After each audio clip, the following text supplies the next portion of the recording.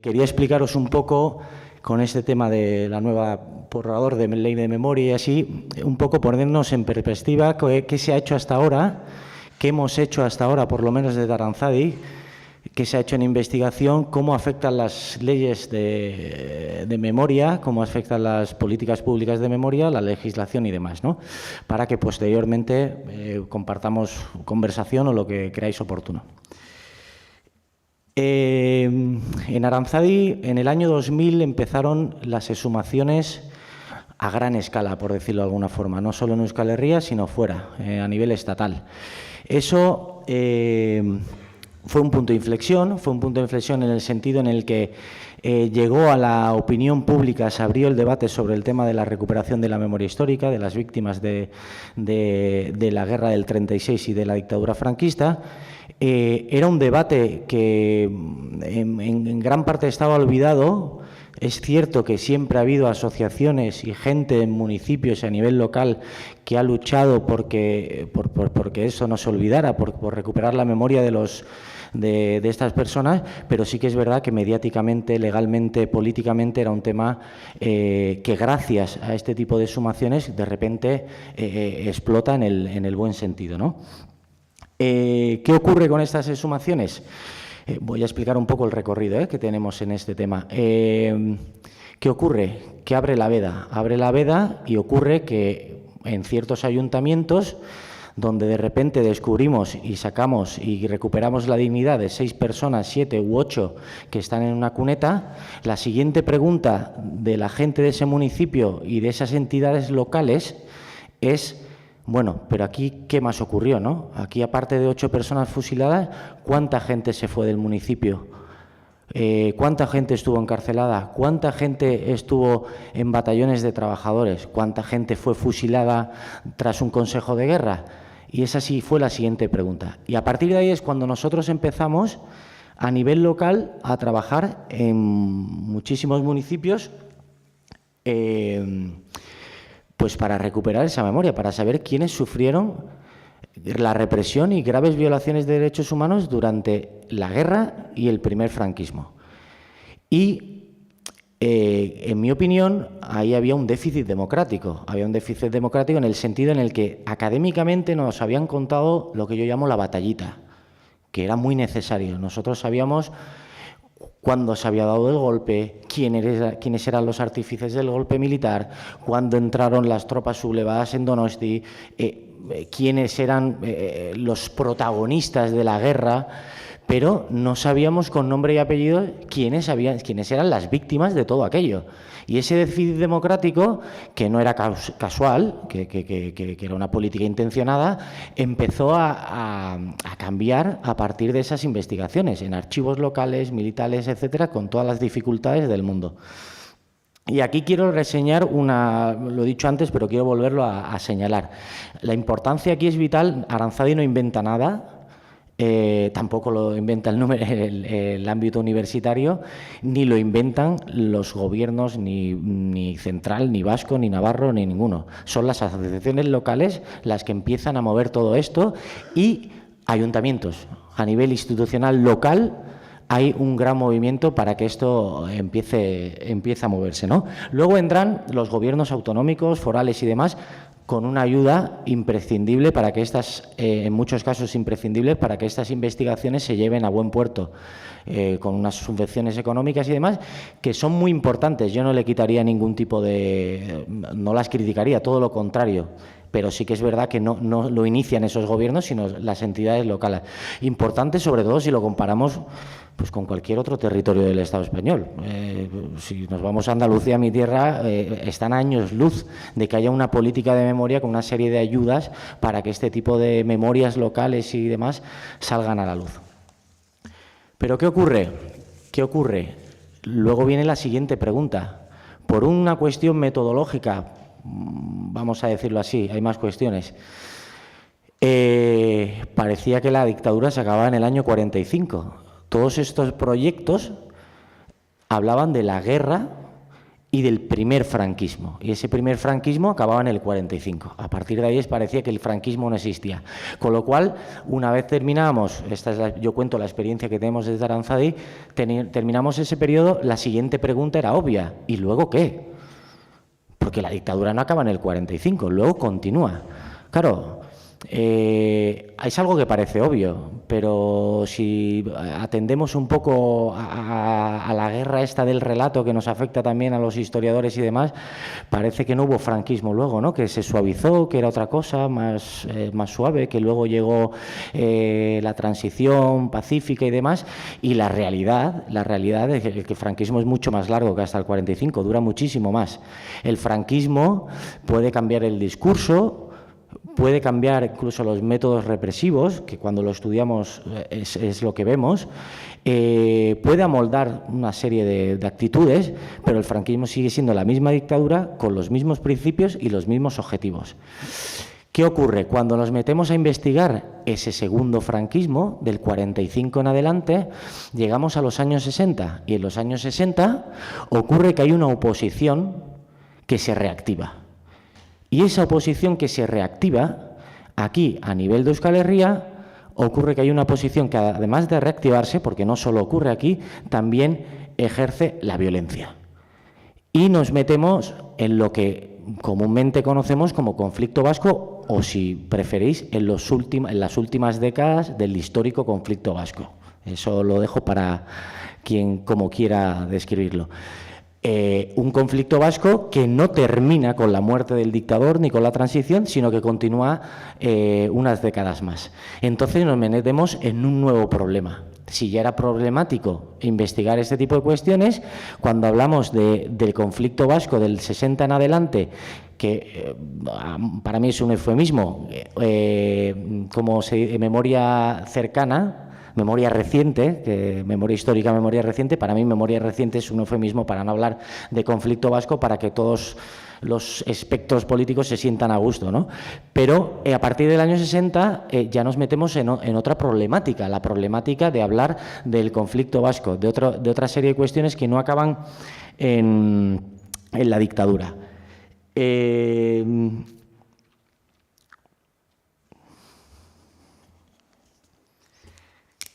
En cualquier caso, este tipo de investigaciones que nos crean problemas a la hora de documentar, a la hora de llegar a la información, que ese es otro tema, el tema de los archivos, la localización de archivos. Ojo, hoy en día es más fácil investigar casos del año 40 que del año 70.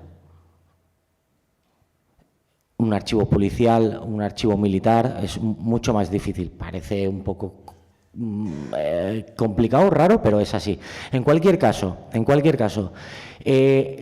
sea tanto en el periodo de memoria histórica o primer franquismo o en el periodo de memoria reciente, del año 60 en adelante, nosotros la metodología la tenemos clara. Es decir, Aranzadi, cuando trabaja a nivel local o provincial, lo hace investigaciones no parciales, integrales, y sin dejar atrás a ninguna víctima. Es decir, no hacemos trabajos parciales en función de quién ha sido el victimario. Si en un ayuntamiento toca la puerta Aranzadi, normalmente hay un acuerdo entre todos los partidos políticos que están en ese ayuntamiento, si no, no es factible, sobre todo cuando hablamos del 60 en adelante, y no podemos dejar a nadie fuera. No vamos a investigar solo a las víctimas de ETA, o no vamos a investigar solo a las víctimas del Estado, o no vamos a investigar solo una tipología represiva o de violación de derechos humanos. Son investigaciones integrales que el objetivo no es hacer un libro de la batallita, como he dicho antes, sino hacer una radiografía, un informe pericial donde en eso que hablamos de verdad, justicia y reparación, esa verdad, esa radiografía, sea una herramienta para que a partir de ahí se ejerzan a nivel local políticas públicas de reconocimiento, se exija justicia, lo que se crea. Pero al menos esa imagen global completa la tengan, ¿no? Y con respecto a las políticas públicas, ¿qué? Por una parte, someramente he hecho el recorrido de cómo investigamos, qué tipo de investigación hacemos. Ahora vamos a ver un poco las políticas públicas y legislación y cómo nos afecta. 1999, Ley de Víctimas del Terrorismo, modificada en 2011. Aquí el centro, podríamos hablar largo y tendido de esta ley, establece el año 60 como inicio del terrorismo. Nos iríamos muy lejos, pero el centro, la clave de esta ley son las víctimas de ETA, de lo que se considera terrorismo, de grupos subversivos, contestatarios, terroristas, como quieran cada uno llamarlo, pero nos entendemos. Son las víctimas de ETA. Y a partir de esta ley, estas víctimas están cubiertas en el aspecto de búsqueda de la verdad, de la justicia, pueden exigir justicia, los jueces investigan, y de reconocimiento. Hay una reparación económica, moral, etcétera.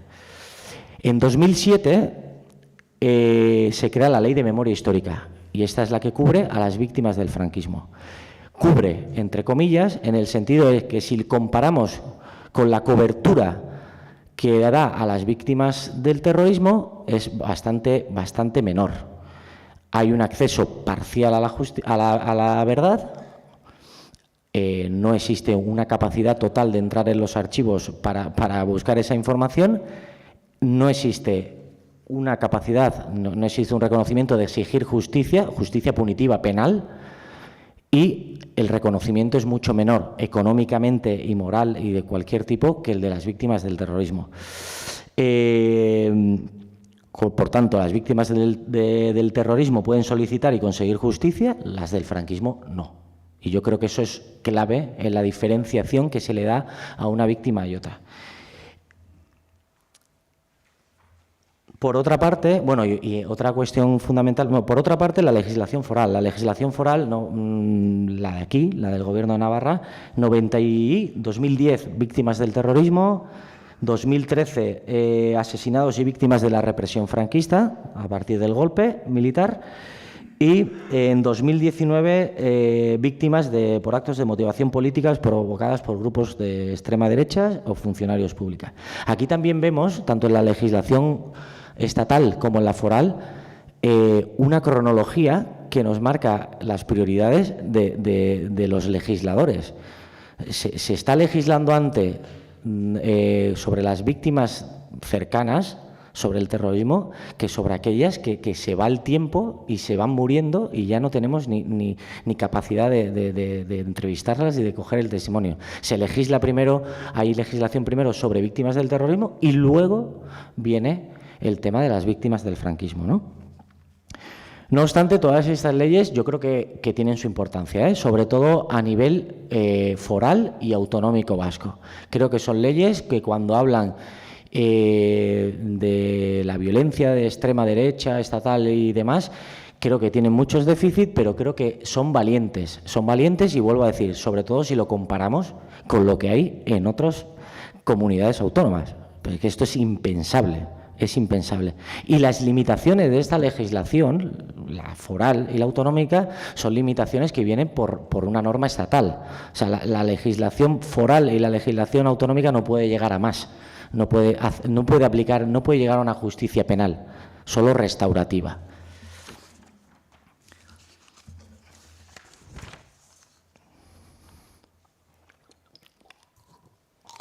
Bueno, y aquí voy a unir un poco lo que es la investigación histórica y lo que os he hablado un poco de leyes, ¿no? De políticas públicas. Si toda víctima, en resumen, si toda víctima tiene derecho a la verdad, a la justicia y a la reparación según estándares internacionales, en el Estado español hoy por hoy hay víctimas de primera, víctimas de segunda y víctimas que ni siquiera son reconocidas como víctimas. O sea, hay 3 estándares, con lo cual no hay en igualdad un acceso a esos 3 principios. Con respecto a la verdad, ya lo he dicho antes, las víctimas de ETA y otros grupos considerados terroristas tienen acceso a toda la verdad en la medida en que no solo aquellos que investigan tienen acceso a los archivos, sino que los jueces ordenan investigar esos casos, con lo cual tienen un acceso total a esa verdad. Por lo menos intentar encontrarla. ¿Se encontrarán o no? Hay casos de ETA sin esclarecer, pero no porque no exista una investigación, porque no lo han podido esclarecer.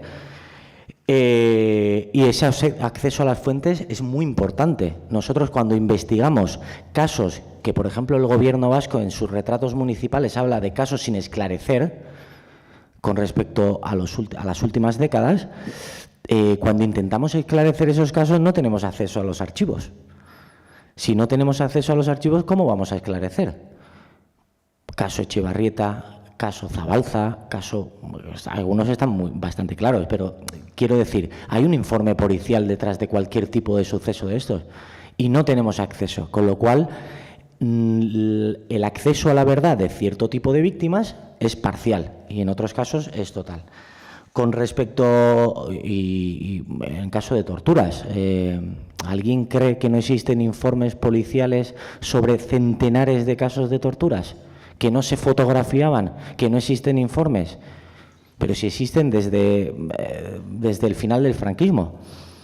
Incluso de la forma más estúpida. Hace poco estaba investigando un caso en Hernani, tenemos grabado por el Instituto Vasco de Criminología el tema de los casos de tortura, una persona que en el año 73 en Hernani le detienen, él declara que le torturan, que casi lo matan, pero que no sabe ni qué día era, ni dónde estuvo, ni se acuerda de nada de eso. Claro, eso a ojos dirían, no, eso no vale para nada.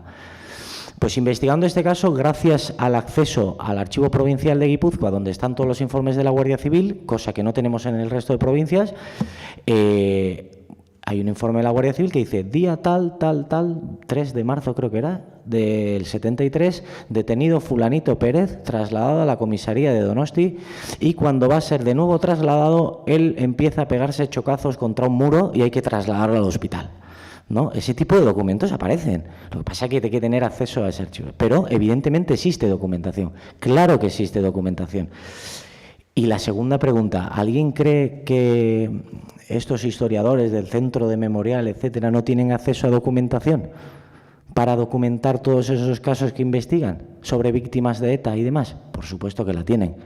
Por supuesto que la tienen. También existimos investigadores de primera y investigadores de segunda, según que investigues.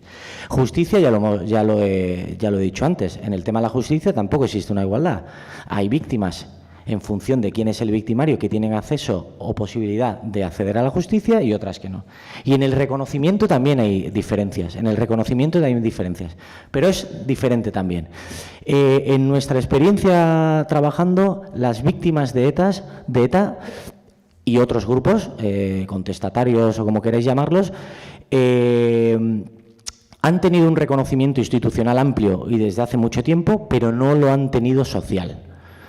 Es más, han sido estigmatizados, vilipendiados en algunos casos y no han tenido ningún tipo de reconocimiento y apoyo social en el medio, en el entorno en el que esas personas vivían cuando fueron víctimas. Y al revés. Las víctimas del Estado han tenido un apoyo social amplio, hablo en general, hay de todo, en general han tenido un apoyo muy amplio en aquellos municipios donde residían, un apoyo social desde el principio y que se mantiene a lo largo de los años, pero institucionalmente o ha venido tarde o no ha llegado. 5 minutos, acabo. En conclusión, mi percepción como investigador es que, bueno, es lo que he dicho antes. Para mí, como investigador, si atendemos a las políticas públicas, al acceso a archivos y lo que podemos investigar, y si queremos realmente cumplir esos mandatos de verdad, justicia y reparación, creo que existen víctimas de primera, de segunda y víctimas que no se pueden ni categorizar porque no son reconocidas, ¿no? Sin embargo, nosotros seguiremos intentando hacer investigaciones integrales por dos motivos fundamentales. Por un lado, porque es nuestro y vuestro derecho conocer la verdad. Es un derecho. Y por eso intentaremos hacer investigaciones integrales. Y segundo motivo, porque creo que estamos ante una sociedad lo suficientemente madura para conocer toda la verdad y poner encima de la mesa. Sin que nadie piense que el contar todo es justificar nada. Nosotros como investigadores no estamos para justificar ni condenar a nadie. Nosotros estamos para poner encima de la mesa todo lo que podamos investigar. Porque claro, hay veces que parece que no vamos a contar la mitad, no vaya a ser que si la gente sabe esto justifique lo otro. Bueno, la sociedad es madura para cada uno hacer la lectura que crea del pasado pasado reciente y del pasado más pasado. Pero nosotros, si cumplimos una función social como historiadores, ciencias sociales, tenemos que cumplir una función social en la medida de aportar todo aquello que puede valer, que ha pasado, no algo parcial, ¿no? Y no tengo tiempo, pero siempre pongo, cuando se habla del centro memorial y demás, siempre se habla de, bueno, la polémica con Manzanas, etcétera. Yo siempre pongo el caso de Xavi Etxebarrieta. Ya lo conté y ha salido alguna vez, y con la tesis tuve la oportunidad de investigarlo. Se ha hecho un libro, una serie, un documental, una serie en Movistar, contando aquello que interesaba, que era romper el relato de la izquierda abertzale con respecto a la muerte de José Antonio Pardines y Xavi Etxebarrieta. En base a una documentación histórica que está toda en un mismo expediente. El informe forense de José Antonio Pardines y de Xavi Etxebarrieta está en el mismo expediente de la Guardia Civil.